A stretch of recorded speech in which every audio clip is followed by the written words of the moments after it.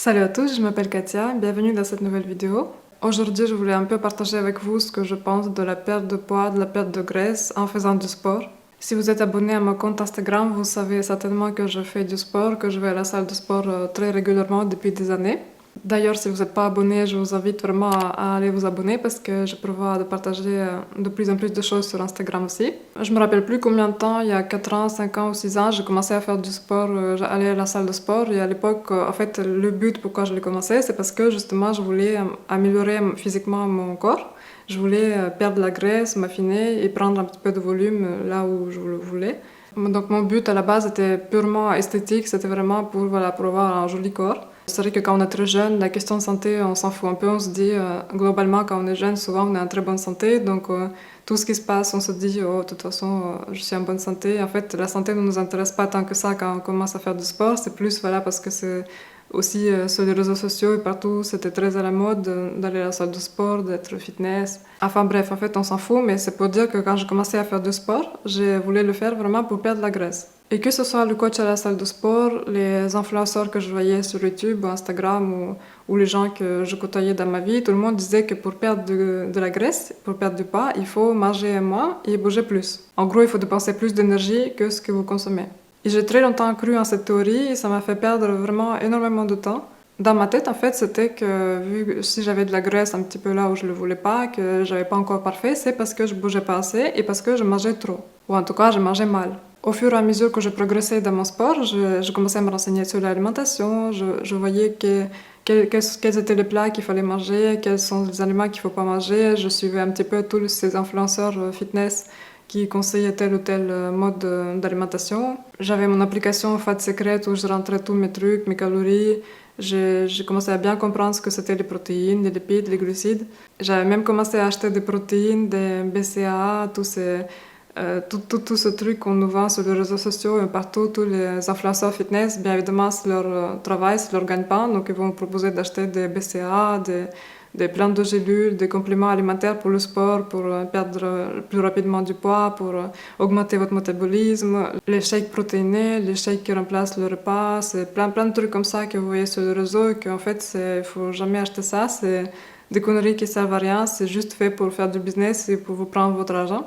Vous n'avez pas besoin de tout ça pour perdre du poids, pour perdre de la graisse, pour avoir une bonne santé, absolument pas besoin de ça, c'est vraiment inutile. Je vous dis ça alors que j'étais la première à acheter les protéines en poudre, les BCA. J'étais persuadée que c'était grâce à ça aussi que mes résultats étaient bons, que je croyais bons. Et j'étais persuadée que c'est ça qui allait me permettre de prendre du muscle, de m'affiner. Mais en fait, les années passées, les mois passés, les années, je voyais qu'à la salle de sport, j'ai commencé à avoir des formes. J'ai commencé à développer mes fessiers, mes cuisses, tous les muscles que je voulais développer, même les épaules, les bras, je voyais bien que ça se tonifiait. Je voyais que le muscle était là, mais par contre, je voyais que je ne perdais pas ma graisse. Et je voyais que ma couche de graisse était tout le temps là, surtout sur le ventre, là où chacun stocke dans les endroits différents. Mais moi, je stocke beaucoup sur le ventre, sur les poignées d'amour, un peu aussi sur les cuisses, voilà, je voyais sur le bras aussi, enfin un peu partout. Et donc, je voyais que ma graisse ne partait pas du tout et que forcément, vu que je prenais un peu de muscle, j'avais l'impression de devenir un petit peu épaisse. Et ça me plaisait pas du tout. Je me disais, je comprends pas, pourtant je fais tout bien, je mange comme telle ou telle influenceuse, que des fois je suivais les influenceuses russes qui faisaient des préparations carrément pour faire le bikini fitness, pour faire des compétitions. Donc elles étaient vraiment très calées là-dessus, sur le sujet, ils faisaient leurs sèches, ils faisaient leur programme alimentaire, tout ça, et elles donnaient plein de conseils sur l'alimentation dans leurs stories. Partout sur Instagram, je suivais tous les trucs, je faisais tout comme il faut, je mangeais bien, j'avais mes calories, je respectais mes calories. Selon soi-disant la formule, quand on calcule notre besoin calorique, tout était parfait, j'avais tout calculé, j'avais tout respecté. Et pourtant, je ne perdais pas, ou alors vraiment très peu, c'était vraiment tellement minime que, en gros, ma couche de graisse restait tout le temps là.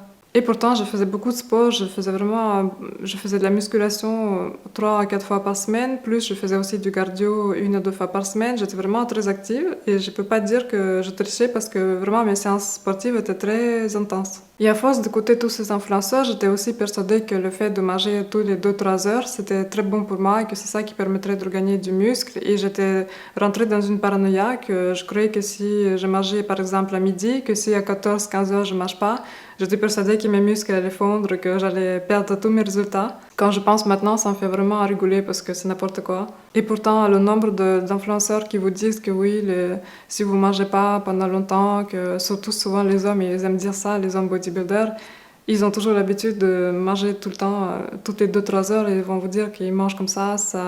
Le fait de manger par des petites portions et plus souvent, ça fait que vous n'avez jamais vraiment très faim, et quand vous mangez, c'est des petites portions, donc du coup, vous êtes tout le temps rassasié, vous n'avez jamais vraiment très faim, vous n'êtes pas affamé. Et donc, ce qui fait que, soi-disant, ils perdent du poids, ils deviennent tout secs et musclés. Bon, en tout cas, je ne suivais pas les bons influenceurs, je ne suivais pas les bons conseils parce que forcément, en gros, chacun a son avis là-dessus, sur l'alimentation. C'est vraiment très vaste comme sujet, et je vois bien que c'est des sujets qui portent vraiment tout le temps, il y a tout le temps des conflits parce que même les médecins entre eux ne sont pas d'accord, les influenceurs ne sont pas d'accord non plus, les gens simples non plus. Et donc, en gros, ce qui s'est passé, c'est que je me disais, il y a quelque chose que je fais mal, et je me disais forcément, au fond de moi, je savais qu'il y a quelque chose qui se faisait mal. Pourquoi je ne perdais pas ma graisse alors que je faisais du sport depuis des années, que j'étais vraiment très régulière, j'avais jamais fait de grosses pauses dans le sport ou j'en sais rien, à part quand il y a eu le Covid. Par-dessus tout ça, il y a un mécanisme qui s'est créé dans ma tête, que je me suis dit que si je fais du sport aussi souvent, que je suis très régulière dans le sport, que je fais de grosses séances intenses, que je combine le cardio et la musculation, forcément, ça doit vraiment très bien marcher, et donc je peux me permettre de manger un petit peu normalement, comme je mangeais toujours. J'étais persuadée que le sport suffirait. En gros, je me disais, bon, je fais des petits efforts alimentaires par-ci par-là, mais vu que je fais du sport intensément, quand je rentre de ma séance, je suis très fatiguée, je sens que j'ai bien travaillé, que j'ai plein de courbatures, je me disais, forcément ça marche, donc en fait, je peux me permettre de manger cette pizza. Et je me disais, au pire, en fait, même si je mange pas très bien en ce moment, le fait que je fasse du sport, ça s'annule. Je me disais, vu que, voilà, en mangeant tous ces trucs, je prends de la graisse, mais en faisant du sport, je la brûle. Je me disais, ça s'équilibre, et du coup, forcément, au pire, je n'aurai pas de résultat, mais je garderai ma ligne. Mais en fait, ça marche pas du tout comme ça, et je me suis vite rendu compte parce que justement, ces derniers temps, je commençais à me dire qu'est-ce qui se passe, pourquoi, qu'est-ce qui va pas. Vu que ce sujet d'alimentation me passionne, je suis tout le temps très curieuse de connaître plein de petites choses sur l'alimentation, sur les aliments, sur comment notre corps fonctionne. Et alors qu'en fait, jusqu'ici, j'avais jamais vraiment creusé au fond, j'ai toujours fait confiance aux influenceurs, j'entendais qu'il fallait manger tant de fois par jour, qu'il fallait faire ça, qu'il fallait manger tels aliments. Et je croyais aveuglément, je me disais, vu que cet influenceur ou cette influenceuse, elle a le corps de rêve, qu'elle est encore parfaite, que forcément, si j'applique ses conseils, moi aussi, je vais devenir comme ça. Et je pense qu'on est très nombreuses et très nombreux dans ce cas-là. On suit aveuglément quelqu'un juste parce qu'il a une apparence physique qui nous plaît, qui nous paraît vraiment parfaite. Et on se dit, forcément, s'il a des résultats comme ça, c'est que ce qu'il propose, ça marche. Et aujourd'hui, je pense tout à fait différemment parce que d'une, c'est pas parce que vous avez une apparence physique qui est parfaite que vous pouvez avoir un corps parfait, selon les normes de la société actuelle. Et c'est pas parce que vous avez ce corps-là que vous êtes en bonne santé. En fait, vous pouvez être très bien foutu, très bien structuré, votre corps peut être parfait, mais vous pouvez quand même avoir des maladies cachées, sous-jacentes, en fait, qu'ils ne voient pas. C'est pas parce que les gens, ils associent toujours qu'ils croient que quelqu'un voilà, qui fait du fitness, qui soi-disant il mange bien, il est healthy, tout ça, et ils se disent c'est une personne en bonne santé, mais en fait, c'est pas du tout toujours le cas. En faisant du sport, oui, vous allez prendre du muscle, vous allez vous créer de jolies formes, vous allez voilà, vous affiner visuellement parce que forcément le muscle ça rend un petit peu le corps tonique. Mais vous pouvez toujours continuer à avoir la résistance à l'insuline, le prédiabète, même développer diabète de type 2 sans vraiment le savoir. Et plein d'autres maladies ou plein de problèmes de santé qui restent vraiment des années cachés et que vous les apprenez que des années plus tard. Bref, je me suis un petit peu trop éloignée du sujet, j'ai l'impression que je me suis un petit peu trop étalée comme d'habitude. Et je voulais dire que, en fait, ne croyez pas aveuglément à tous ces influenceurs et ne suivez pas aveuglément à tout ce qu'ils disent. Vraiment, moi, tout ce que je vous conseille, c'est vraiment de vous renseigner sur chaque aliment, comment fonctionne notre corps, Et encore, même si vous renseignez là-dessus, en fait, vous allez tomber souvent sur des informations erronées.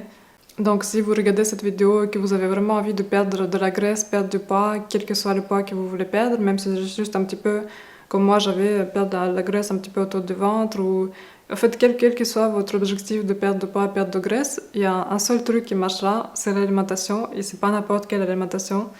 Et je vais vous donner un conseil, mais je sais qu'il y a beaucoup de gens qui vont dire c'est n'importe quoi, c'est extrême et qu'il faut pas manger comme ça, il faut manger un peu de tout, il faut manger équilibré.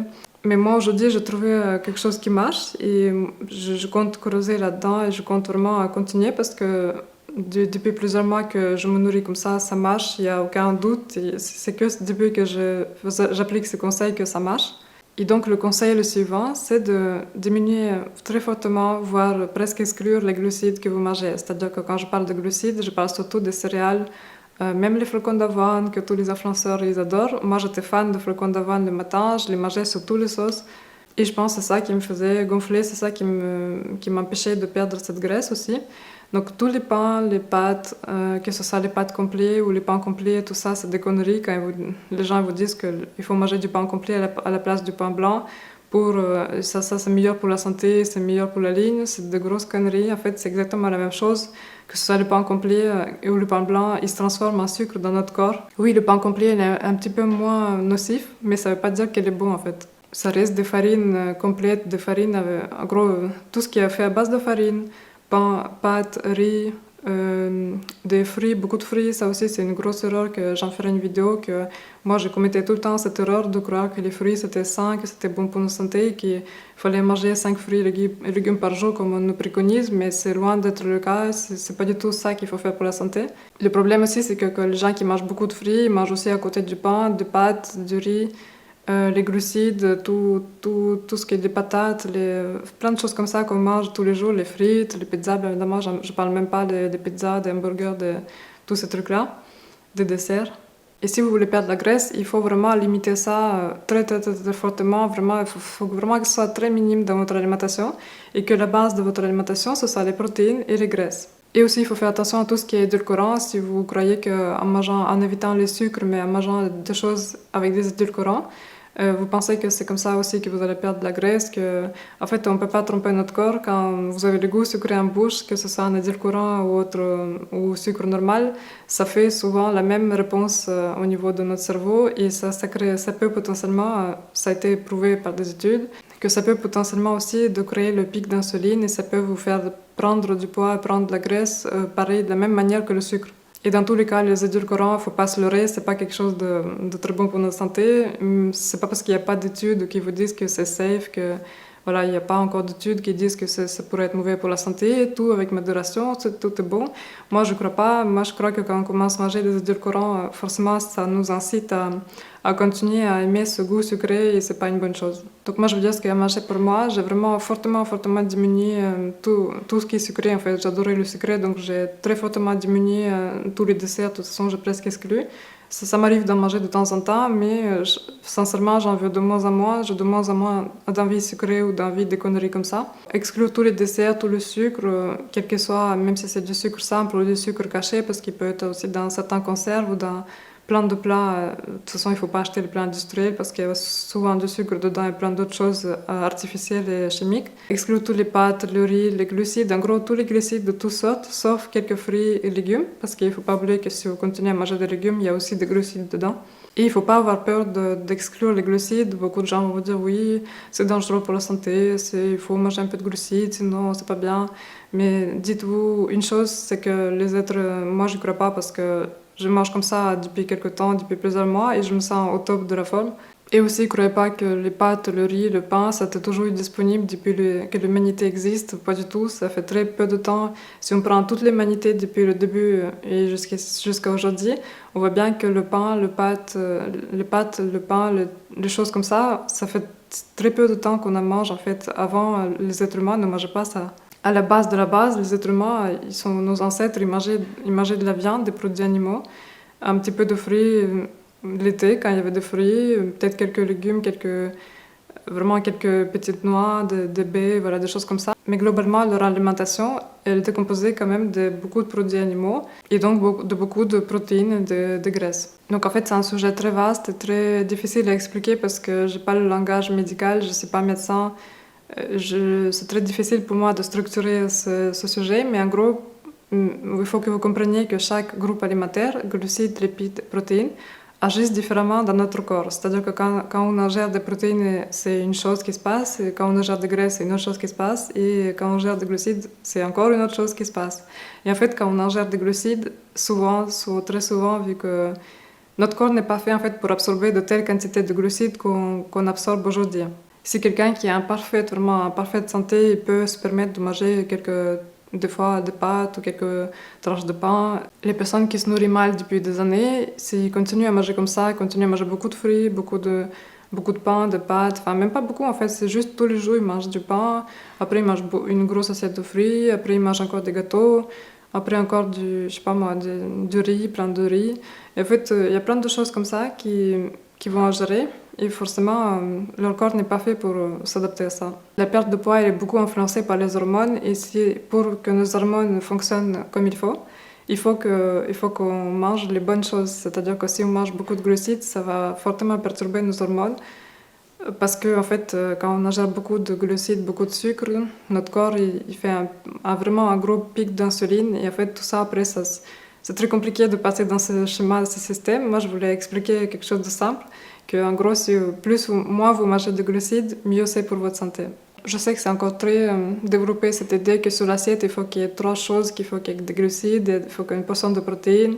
Ils vous disent toujours aussi la viande, il faut que ce soit une portion comme ça, là, une petite portion, tant de grammes par jour, pas plus, surtout la viande rouge, là, c'est dangereux. Comprenez aussi qu'il y a une grosse industrie céréalière qui est vraiment tout intérêt à vous faire manger des céréales sous toutes leurs sortes parce que c'est leur business et si les gens arrêtent de manger ça, ils veulent pas que vous arrêtiez de manger ça. Que ça plaise à certains ou non, les glucides sont pas du tout indispensables pour être en bonne santé, ils sont pas du tout indispensables à notre organisme.